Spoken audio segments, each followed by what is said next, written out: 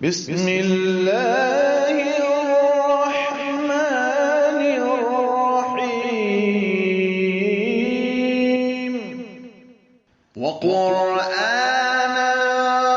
فرقناه لتقرأه على الناس على مكث ونزلناه تنزيلا نحمده ونصلي على رسوله الكريم. أعوذ بالله من الشيطان الرجيم. بسم الله الرحمن الرحيم.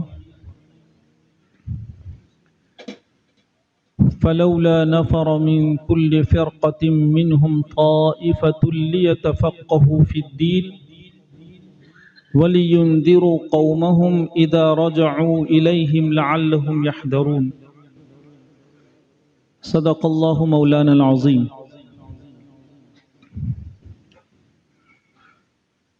ادارہ رشیدیہ کے انجمن قرات کے سالانہ مسابقۃ القرآن الکریم کی اس پاکیزہ اور روح پرور مجلس میں موجود ارباب علم و کمال، رسالت مآب صلی اللہ تعالی علیہ وسلم کی معزز مہمانوں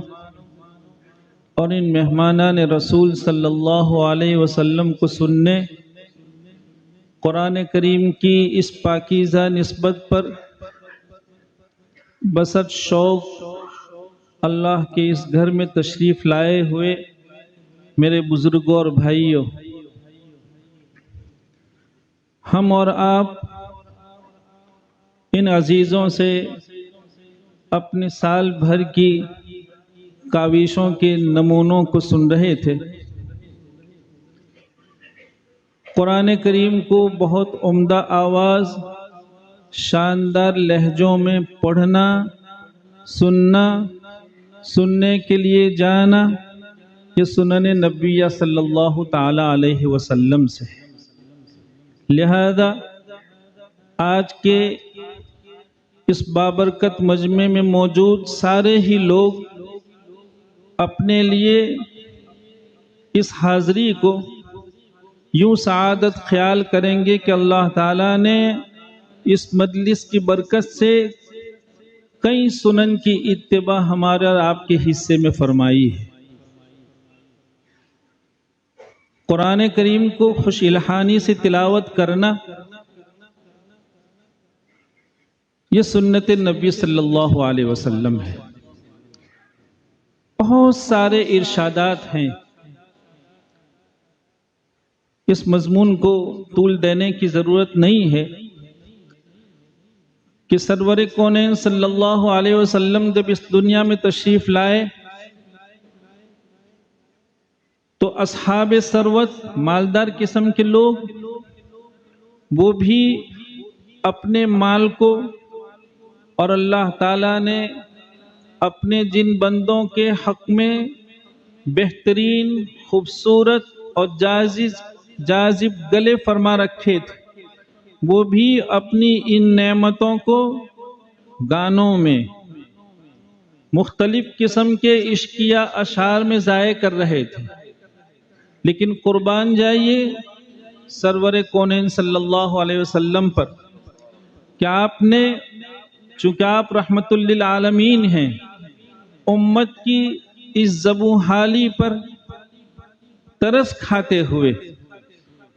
امت کے دھارے کو بدلنے کے لیے، گانوں کی طرف سے قرآن کریم کی طرف لانے کے لیے کتنی کوششیں اور کتنی کاوشیں فرمائی، کتنے طویل عرصے کی محنت کے بعد امت نے دھارے کو بدلا اور گانوں سے قرآن کریم کی طرف سے امت آئی۔ الحمدللہ ثم الحمدللہ۔ اور آج بھی الحمدللہ وہ لوگ جو گانوں میں رہتے ہیں، جو دنیا کے ٹاپ لیول کے گویے کہلاتے ہیں، لیکن جب ان گویوں کو اللہ تعالیٰ کی توفیق سے ہدایت ملتی ہے اور پھر وہ گانوں کی راہ کو چھوڑ کر قرآن کریم میں آتے ہیں، تو ان کی اپنی دنیا بھی بدلی ہوئی ہوتی ہے، اور اب تک دنیا میں جتنے لوگ ان کے فالوور ہوا کرتے تھے، ان کو سننے کا شوق رکھا کرتے تھے، ان کی تعداد میں 3 گنا سے زیادہ اضافہ ہو گیا ہے۔ ابھی آپ حضرات کو معلوم ہی ہوگا، ایران کا ایک بہت مشہور گویہ ہادی الاسفدانی، بہت عمدہ گویہ، کیا شاندار قدرت نے اس کے حصے میں آواز کر رکھی اور لہجوں کا کمال۔ لیکن جب اللہ کا وہ بندہ توفیق خداوندی کے تحت گانوں کی دنیا کو چھوڑ کر قرآن کریم میں آتا ہے، تو صرف وہ لوگ نہیں جو اب تک ان کے گانے سن رہے تھے، وہ تو ہیں ہی ہیں، لیکن وہ طبقہ جو مصر کے بڑے بڑے قراء کو سن چکا تھا، لیکن جب اللہ کے اس بندے نے گانوں کو چھوڑ کر قرآن کریم کی راہ اپنائی، تو اس کی تلاوت کی نزاکتیں، لہجوں کا کمال اور لہجوں کے کتنے گوشوں کو ایک شخص پیش نظر رکھ کر تلاوت کرتا ہے، لوگ حیرت میں پڑ گئے۔ آپ جانتے ہیں امریکہ کے گواہ ایک خاتون ہے، کیا نام کا صاحب، جینیفر گرافر، آپ سنتے ہوں گے،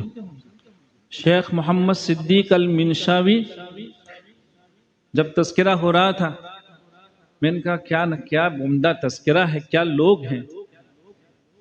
دنیا کے بڑے بڑے حسن الصوت نے اس کا اعتراف کیا کہ بہت لوگ ہیں دنیا میں جو بہترین گلا رکھتے ہیں، لیکن قدرت نے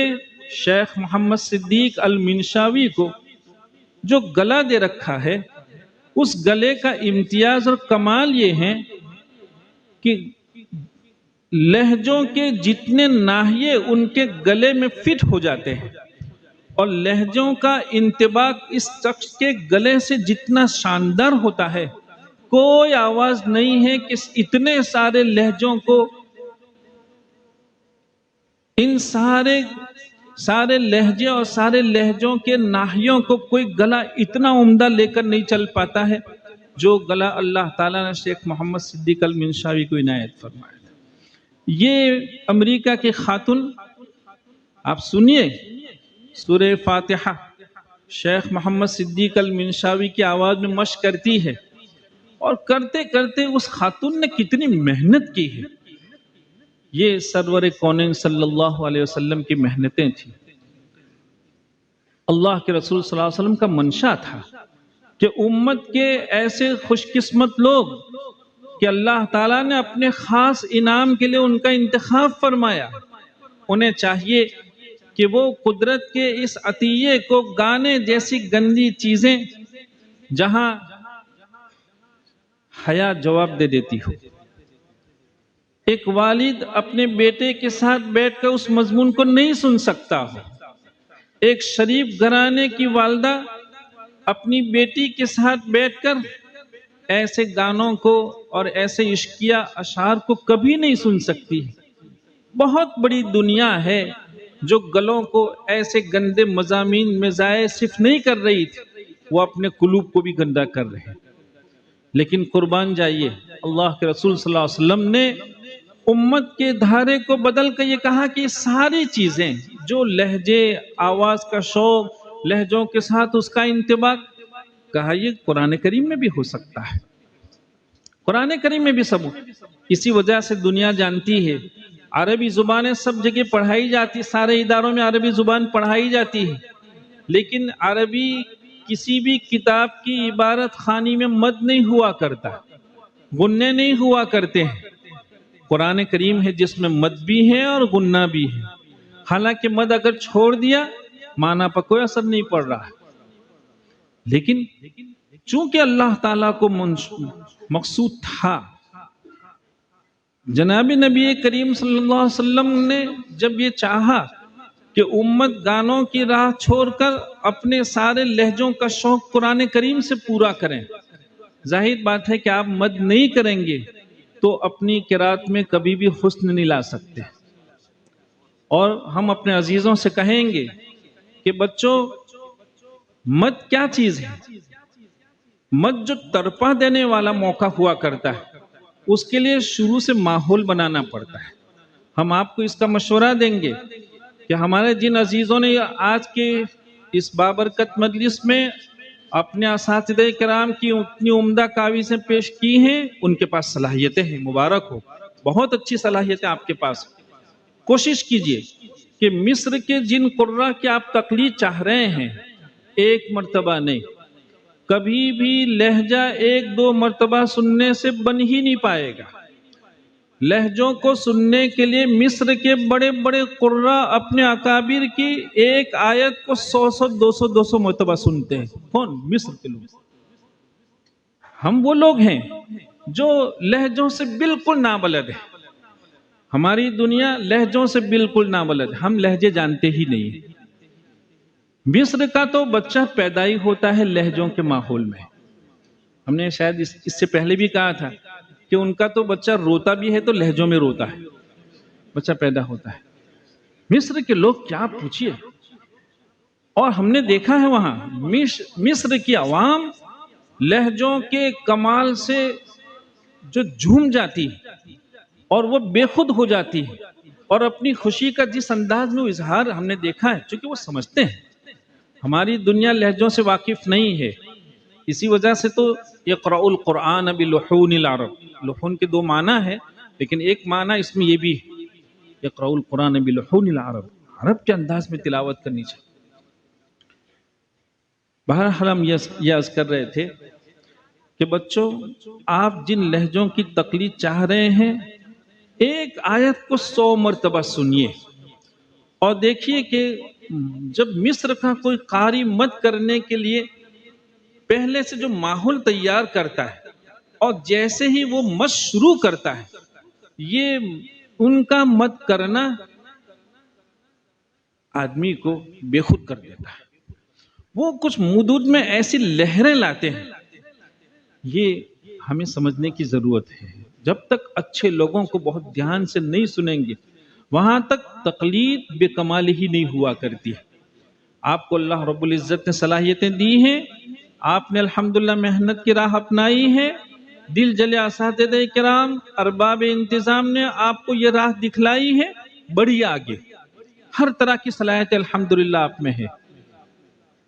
ہم یہ عرض کر رہے تھے کہ خوش الحانی، کسی خوش الحان قاری کو سننا، یہ خود سنت ہے، یہ خود سنت نبی صلی اللہ علیہ وسلم ہے۔ حضرت سالم رضی اللہ تعالیٰ عنہ مسجد نبی صلی اللہ علیہ وسلم میں رات کی تنہائیوں میں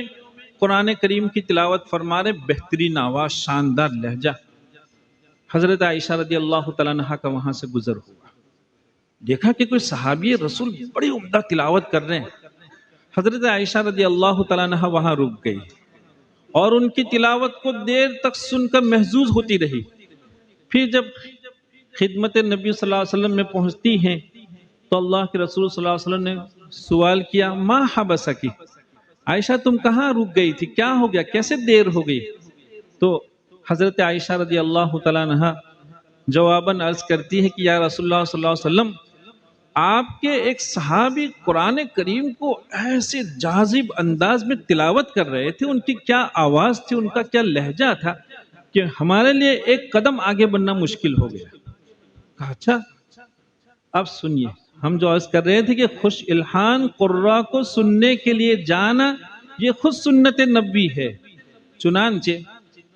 اللہ کے رسول صلی اللہ علیہ وسلم اپنا بستر چھوڑ کر حضرت عائشہ رضی اللہ تعالیٰ عنہ کے ساتھ پھر تشریف لے جاتے ہیں اور بہت چپکے سے دیوار کے پیچھے سے سنتے ہیں حضرت سالم رضی اللہ تعالیٰ عنہ کو۔ دیکھیں آپ صلی اللہ علیہ وسلم اپنا حجرہ مبارک، اپنا بستر مبارک چھوڑ کر ایک خوش الحان قاری کو سننے کے لیے تشریف لے جاتے ہیں۔ خوش الحان قرہ کو سننے کے لیے، اپنی ارواح کو پاکیزگی بخشنے کے لیے اور اپنی روحانی ترقی کے لیے اور اپنے قلوب کو موم کرنے کے لیے، نرمی پیدا کرنے کے لیے خوش الحان قرہ کی خدمت میں پہنچنا، ان کو سننا، یہ سنت نبی صلی اللہ علیہ وسلم ہے۔ اور پھر اتنا نہیں، ہم دیکھ رہے تھے کہ استاد ان کے حوصلے بڑھا رہے تھے، داد تحسین، مبارکباد، دعائیہ کلمات، یہ خود بھی ایک سنت ہے۔ چنانچہ اللہ کے رسول صلی اللہ علیہ وسلم نے حضرت سالم رضی اللہ تعالیٰ عنہ کو رات میں جب سنا اور آپ بہت محظوظ ہوئے، اس وقت تو کچھ ارشاد نہیں فرمایا، لیکن جب صبح ہوئی تو حضرت سالم سے ملاقات ہونے پر آپ فرما رہے کہ سالم تم رات میں بہت عمدہ تلاوت کر رہے تھے، اور کیا فرمایا؟ الحمدللہ الذی جعل فی امتی مثل ھذا۔ کون کہہ رہا ہے؟ فخر الانبیاء فرما رہے ہیں۔ اور دیکھیں، کسی صاحب کمال کا کمال سمجھنا، اس کے لیے بھی باکمال شخص چاہیے، اس کے لیے بھی باکمال ہونا ضروری ہے۔ رسول اللہ صلی اللہ علیہ وسلم کے باب میں آپ نے سنا ہوگا کہ جب میدان محشر قائم ہوگا، جنتیوں کے باب میں جنت میں جانے کا فیصلہ ہو جائے گا، لوگ جنت میں آباد ہو جائیں گے، اللہ رب العزت تشریف لائیں گے اور مردوں کو سلام کریں گے، عورتوں کو سلام کریں گے، اور پھر پوچھیں گے کہ کیا بے خود ہونے کا شوق رکھتے ہیں؟ چنانچہ حضرت داؤد علیہ السلام کو لایا جائے گا، حضرت داؤد علیہ السلام تلاوت فرمائیں گے۔ اصل جو بات سنانے ہم جا رہے ہیں وہ کہ پھر حضرت داؤد علیہ السلام کی تلاوت کو سن کر لوگ 200 سال تک حیرت میں پڑے رہیں گے، کیا آواز! پھر آگے سنیے، جب ان کی تلاوت ختم ہوگی تو اللہ رب العزت کی طرف سے فرشتے اعلان کریں گے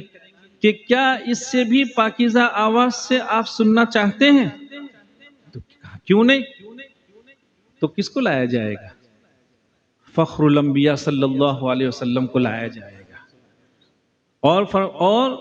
اللہ تعالیٰ کی طرف سے حکم ہوگا کہ آپ کرسی پر تشریف فرما رہے ہیں، اور پھر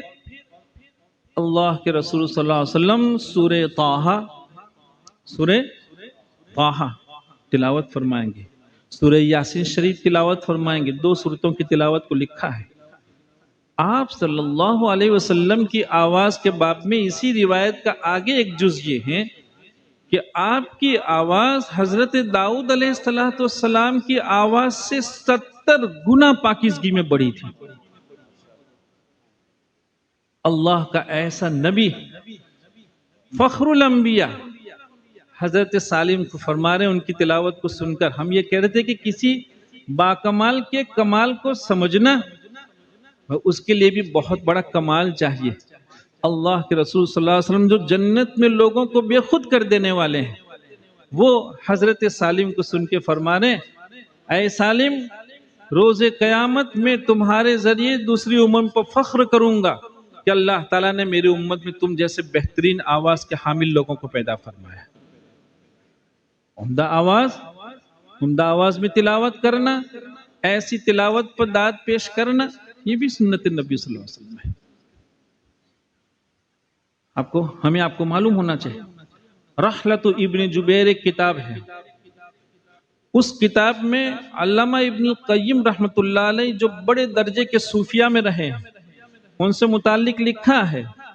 کہ علامہ ابن القیم رحمۃ اللہ علیہ کے دسترخوان پر یکے بعد دیگر 20 قرہ مسلسل تلاوت کرتے تھے، اس کے بعد کھانا لگتا تھا،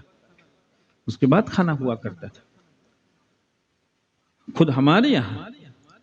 سلسلے نقشبندیہ میں آپ دیکھیں، چشتیہ میں دیکھیں، حضرت مولانا محمد علی مونگیری رحمۃ اللہ علیہ سے متعلق لکھا ہے کہ حضرت قاری عبد الرحمن مکی رحمۃ اللہ علیہ، جن کو سرور کونین صلی اللہ علیہ وسلم نے خود اپنے ارشاد سے انڈیا ہمارے یہاں بھیجا تھا، مکہ المکرمہ سے تشریف لائے تھے، حضرت قاری عبد الرحمن مکی رحمۃ اللہ علیہ مونگیر تشریف لے گئے، آپ کی خانقاہ میں گئے، فجر کی نماز ہو گئی، ناشتے کا وقت تھا، حضرت قاری عبد الرحمن مکی رحمۃ اللہ علیہ سے تلاوت کی درخواست کی، آپ نے تلاوت شروع فرمائی، چائے آنی باقی تھی، آپ نے تلاوت، کیا عمدہ تلاوت کی ہوگی، حضرت مولانا محمد علی مونگیری رحمۃ اللہ علیہ پر ان کی قرات کا ایسا اثر ہوا کہ جیسے ہی انہوں نے اپنا رکوع ختم فرمایا کہ سب اور سنائیے، زدنا، اور سنائیے، حضرت قاری عبد الرحمن مکی رحمۃ اللہ علیہ نے اور آگے پڑھا، لکھا ہے کہ یکے بعد دیگر درخواست ہوتی رہی، 12 بج گئے، چائے کی نوبت نہیں آئی۔ تلاوت ہے کیا ہو، خوش الحان قاری جب تلاوت کرتا ہے تو پوچھئے کیا، دنیا بدل جایا کرتی ہے۔ ہاں، شرط یہ ہے کہ ہم اپنی ارواح کو تازگی بخشنے کی نیت سے خوش الحان قراء کی صحبت اختیار کریں، ان کے ساتھ بیٹھیں۔ ہمارے جن عزیزوں نے مسابقے میں مکالمے کے عنوان سے بڑا اچھا مضمون پیش کیا، بہت مبارک، بچوں نے خوب اتنے طویل مضمون کو بہت اچھے سے یاد کیا، اور پھر ان کا انداز بھی ماشاءاللہ بڑا اچھا تفہیم کا انداز تھا، ان کا ایک ایک لفظ سمجھ میں آ رہا تھا، بہت مبارک ہو، آپ کے اساتذہ کرام نے آپ کی بڑی اچھی تربیت فرمائی۔ ہم دعا کرتے ہیں کہ اللہ تعالیٰ اس سلسلے کو خوب آگے بڑھائے، جاری اور ساری رکھے۔ اگر آپ اپنے مضمون میں ایسے 2 جز کا اضافہ کر لیتے ہیں تو آپ کے مضمون میں اور جان پڑ جائے گی، قوت پیدا ہو جائے گی۔ آخری جو سوال تھا جس میں یہ پوچھا گیا تھا کہ صدیق اکبر رضی اللہ تعالیٰ عنہ کی جمع اول اور جمع ثانی کے درمیان میں کیا فرق تھا؟ بچوں، ہم اپنے عزیزوں سے کہیں گے کہ بچوں، جمع عثمانی میں حضرت زید ابن ثابت رضی اللہ تعالیٰ عنہ کے ساتھ جو اور مزید 3 صحابہ کرام تھے رضی اللہ تعالیٰ عنہم، انہوں نے جمع کرنے سے پہلے قریب 7-8 اجزاء پر مشتمل ایک خاکہ تیار کیا تھا،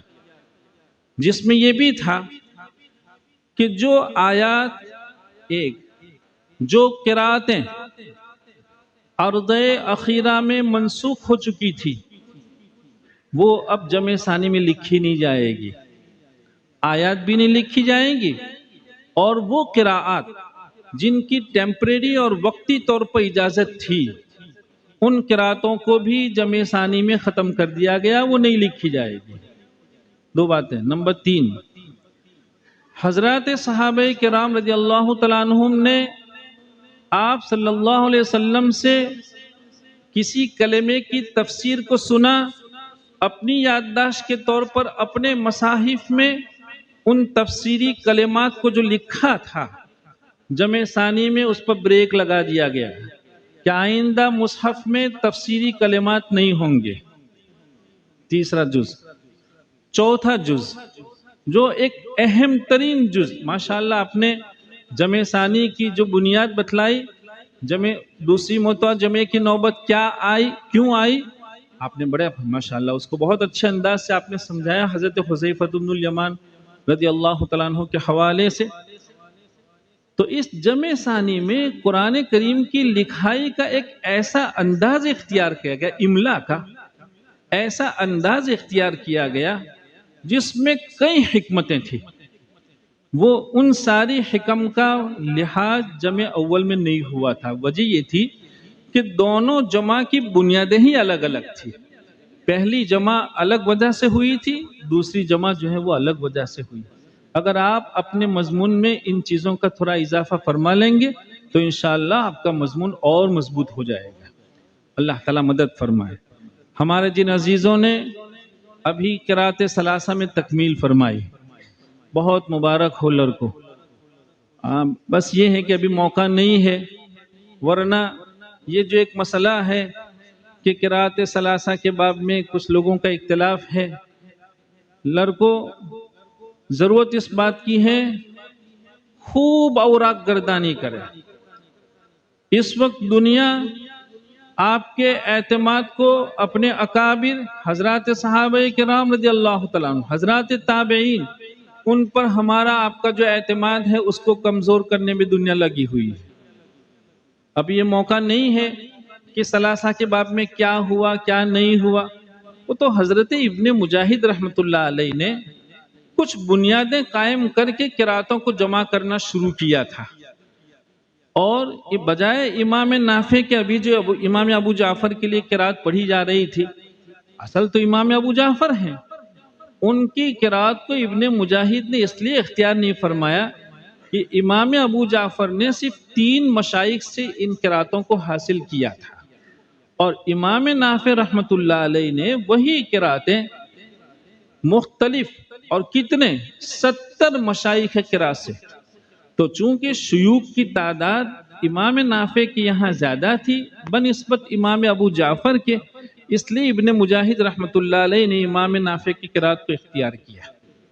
بہرحال یہ ایک مضمون لمبا ہے، اس کی چھٹی کریں گے، عام متن یہ درسگاہوں کی باتیں ہیں، لیکن جن عزیزوں نے قرات ثلاثہ کی تکمیل کی، ہم آپ کو مبارکباد پیش کرتے ہیں۔ بڑھیے آگے اور آگے بڑھیے، آپ حضرات اساتذہ کرام کو بھی مبارکباد پیش کرتا ہوں کہ آپ نے اپنے بچوں کو مشق کے ساتھ ساتھ، جو بچہ بھی المقدمۃ الجزریہ زبانی سنائے، معمولی بات ہے، 109 اشعار عربی زبان میں اس پختگی کے ساتھ مجمع کے سامنے پیش کرنا کوئی معمولی بات ہے، کتنی محنت کی ہوگی، ضرورت اسی کی ہے۔ جب تک آپ قراتوں میں مشق کے ساتھ ساتھ کتاب کو ساتھ لے کر نہیں چلیں گے، وہاں تک اس فن کی صحیح ترجمانی نہیں کر پائیں گے، یاد رکھیے۔ اس لیے ضرورت ہے، چونکہ المیہ یہ ہے کہ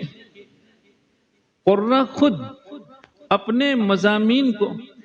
ابھی ہم سبق پڑھا رہے تھے، ابھی کل ہم سبق پڑھا رہے تھے، اور ایک مسئلہ آیا، لام فعل کا مسئلہ آیا کہ بھی لام فعل کا ادغام نہیں ہوتا ہے،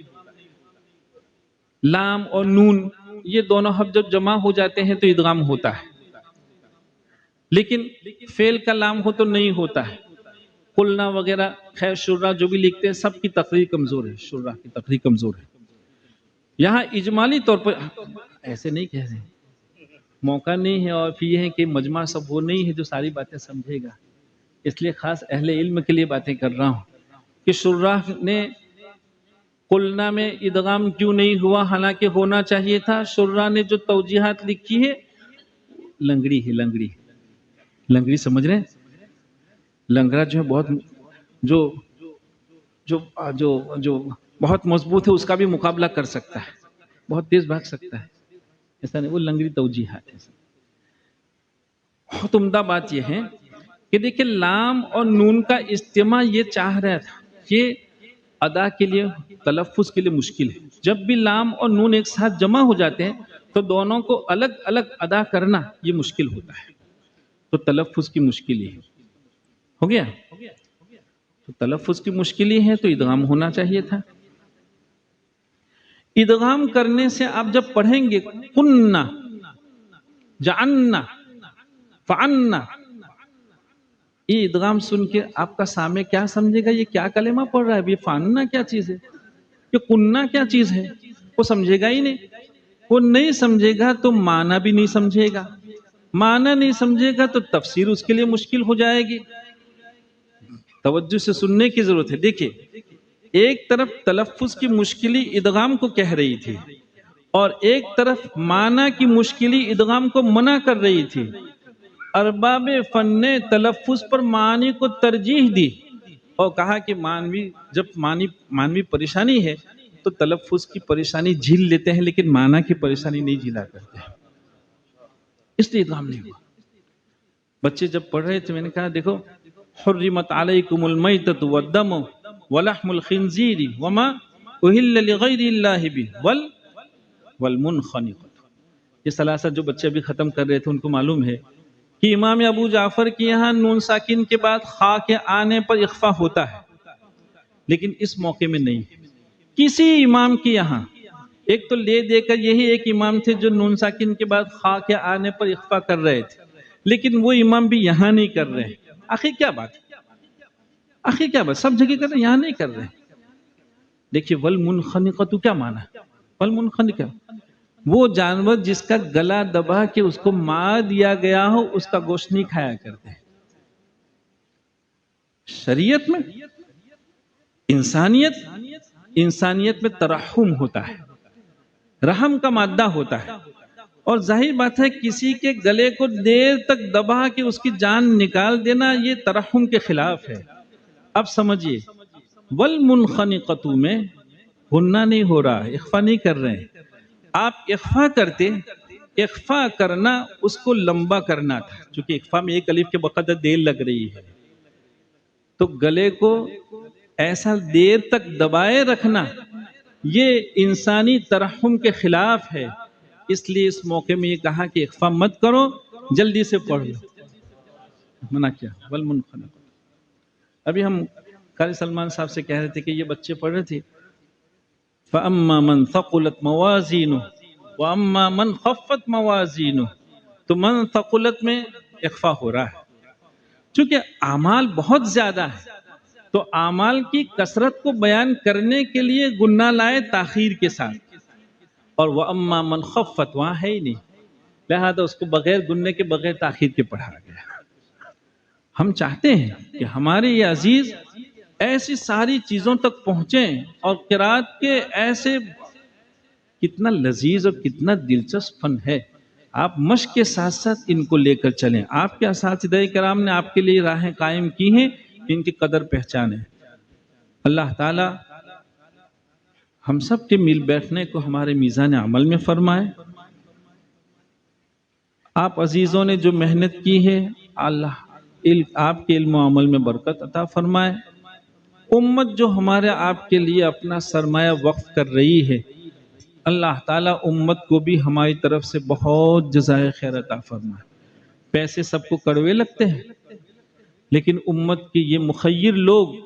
یہ چاہتے ہیں کہ اللہ تعالیٰ کسی بہانے سے راضی ہو جائیں، اللہ تعالیٰ خوش ہو جائیں، ایسے نیک نفوس ہوں، ایسے پاکیزہ قلوب ہوں، تو ظاہر بات ہے کہ ان کا ہم پر احسان ہے۔ ہم احسان مندی کا ثبوت دیں اور امت کے لیے ہمیشہ دعاؤں کا ہم اہتمام کریں۔ ہم اخیر میں آپ عزیزوں کو، آپ کے اساتذہ کرام کو، اس مجلس کے جملہ شرکاء کو، اور امت کے وہ سارے لوگ جو ایسی پاکیزہ درسگاہوں کے ساتھ کسی درجے میں اپنی محبتوں کا ثبوت دیتے ہیں، اللہ تعالیٰ ان سبھی کو قبول فرمائے اور سب کو اپنی شان بدلاتا فرمائے۔ وآخر دعوانا ان الحمد للہ۔